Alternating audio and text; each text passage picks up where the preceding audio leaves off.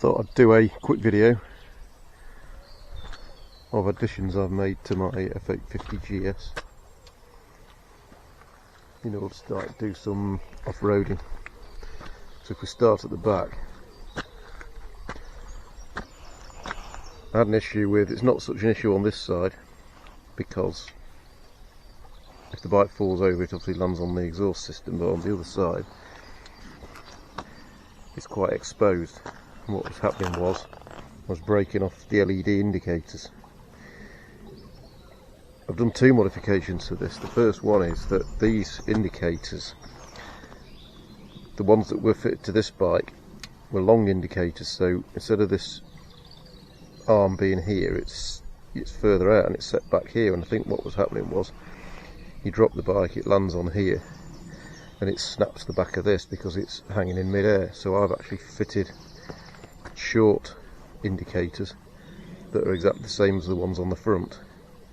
On this bike you got long on the back and then shorts on the front, so now this bike's got shorts all the way round.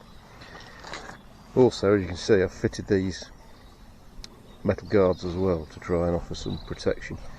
The downside to that is obviously it's not going to snap your indicator, but it does obviously put more impact through and stress through to the actual rear tidy.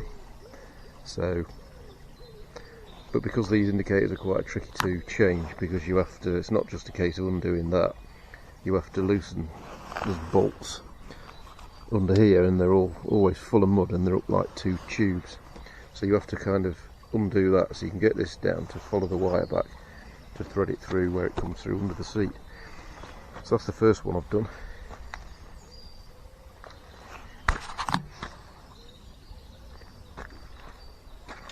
The next thing I did was I actually got a flip up motocross style pedal on my rear brake pedal. It obviously needs touching up when it's going rusty, but yeah, what you have to do is cut off the old pedal that's on there because it's welded together, chop that off so you end up with a flat bar, and then I've just modified this and bolted that on. The second modification, while we're here, you might notice that there's two screws sticking out of here. Normally this would be completely flat.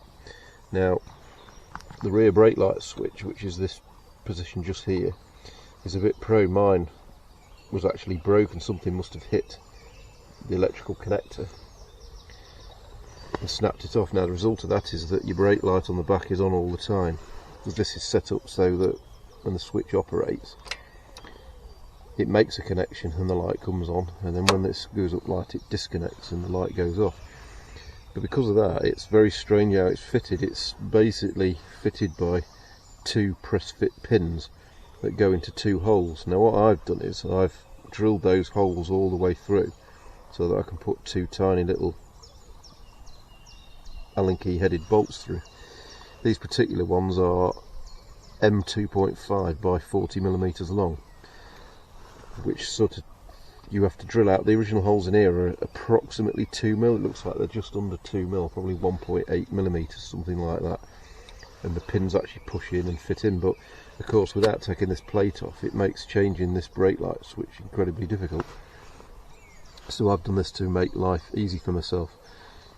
But to do that, obviously you can't guess where these holes come through, so I've had to remove this plate off the bike, all of this plate off the bike, and that involves removing the swing arm pivot bolt.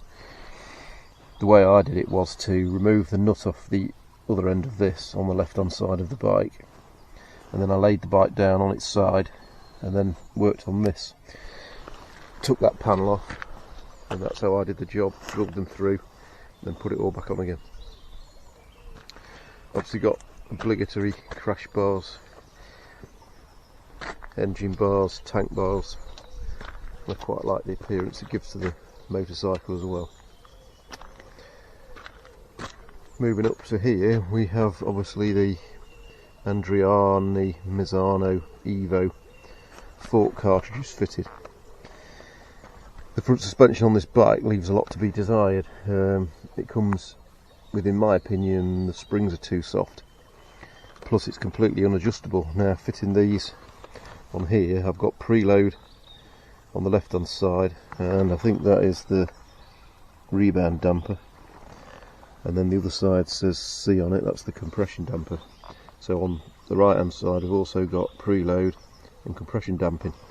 The original bike setup is that, and you can get other kits give you a cartridge that goes in the right hand side only, and then the right hand side does your preload, your compression and your rebound damping. To me, I didn't really like that idea, so I've gone for the Andreani Misano ones, but it does involve obviously having to remove both forks and working on both sets of fork legs, rather than just doing the one side with a different version. But they have transformed the motorcycle no end. I've also got, while we're up here, I've got some risers on these bars. They're 21mm, and just for my build stature, I just found I was kind of just about, just on the point where I'm leaning on the bars all the time. So for me this is much more comfortable both on road and off road with the risers on. I've gone for a riser that just goes straight up and down, rather than, you can get some that come backwards as well, but that would have been too much for me. While we're up here, we've got a sun visor on the TFT screen, got another sun visor up here, homemade one, which is to I use the phone as the sat nav. So this is the existing BMW mount, but it's got an aftermarket non-BMW adapter holder, so that this is a wireless charging version, so it holds my phone. I've got the old Indestructible mirrors on. The mirrors that come with this bike, obviously metal, they come out, they're just too big, and when you crash they unscrew themselves, and then for the rest of the day they're flopping about. So these, although they don't really look that great in my opinion, but they're just better for the bike. Here's to show you the front indicator. This is a standard one, and it's the short version. I've got the headlight protector. This particular one is quite good. These points just here are actually ball joints, so it means that you can pull this out to remove it completely for cleaning the bike. It's got a Wunderlich front screen on it. On top of that, I've also put a front screen riser deflector, just because it was just hitting the top of my head, and on motorway journeys it just makes it a much more comfortable ride, less stress inducing. Pretty much, obviously everything's identical on the left hand side of the bike.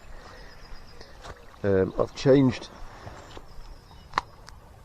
the shifter because I had a crash off road, and it actually damaged the quick shifter device, because it wrapped the pedal around the footrest. It literally folded it round, and I had to unfold it all to get it back off, but in doing that it pulled this over here at a ridiculous angle. So this one's actually been broken. I'm just waiting for the replacement one to arrive, because it's designed so that if it hits the deck, although this folds up, in the event of a really bad crash it snaps it off. It's designed to shear off, but I've moved this back and rounded that off, and I've basically bodged it for now.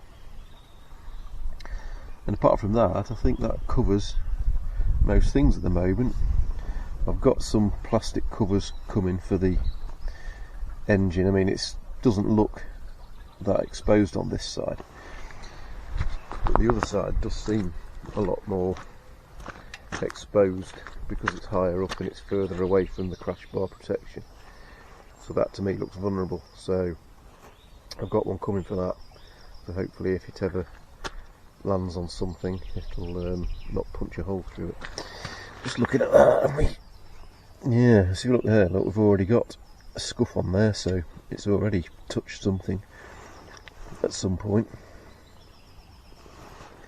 Yeah, most of it's come off. There is a tiny scratch still there though. And that is about it.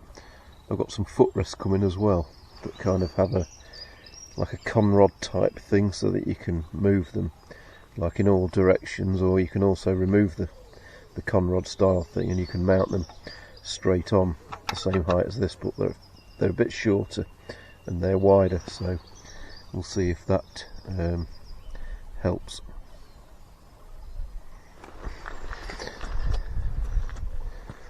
So that's about it. What I could do with a really good wash, because it's filthy from using it off road. But there it is.